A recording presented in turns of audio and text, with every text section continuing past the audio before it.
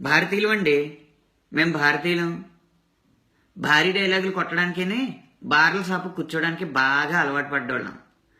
భారాలు ఎత్తుకోమంటే ఎలా ఎత్తుకుంటాం? వీలైతే దించేసుకుంటాం, లేదంటే వదిలించేసుకుంటాం.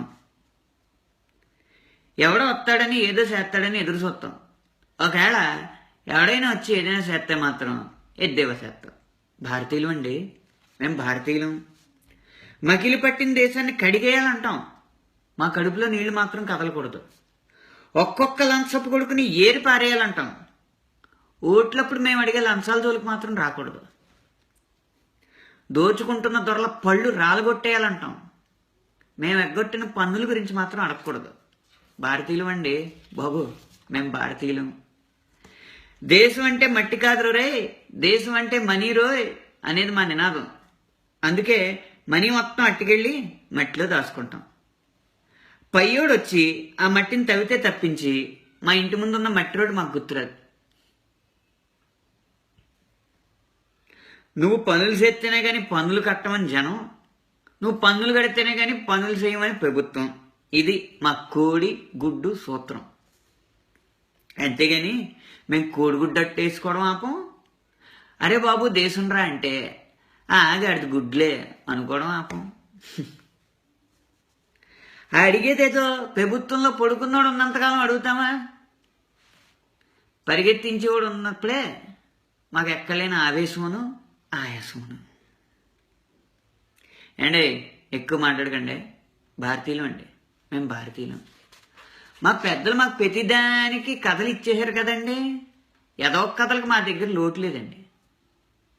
మొసళ్ళని ఎల్లగొట్టేసామని, కానీ చేపలను ఎండబెట్టేసామని, ఇలా ఎన్నైనా చెప్పేస్తాం. నీటిలో ఉన్న ముసలి ఏనుగునైనా చంపేద్దని, బయటికి వెళ్ళిన ముసలి కుక్క చేతులైనా చచ్చిపోద్దని, ఇలాంటి విషయాలు మాకు తెలక ఏంటండి. మాటలో దొరికిపోతామని వాడం అంతే.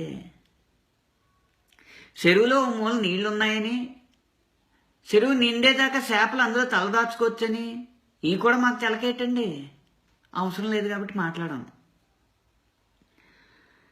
అయ్యి బాబోయ్ మా ముసలోళ్ళు అంటే ముసలి కన్నీరు కారిచేస్తామండి. వాళ్ళకి మంచినీళ్ళు కూడా ఇవ్వం. ఏంటి వాళ్ళకి మంచినీళ్ళు కూడా ఇవ్వం. ఎందుకంటారేటండి? భారతీయులు అండి, మేము భారతీయులం.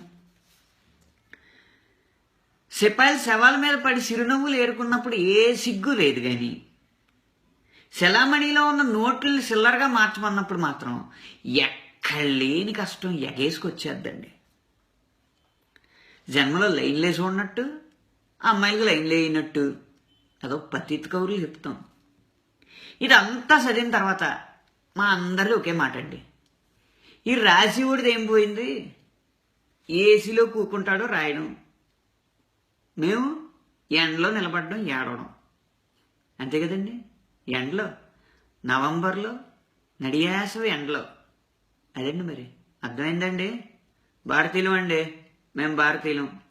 ఉంటానండి.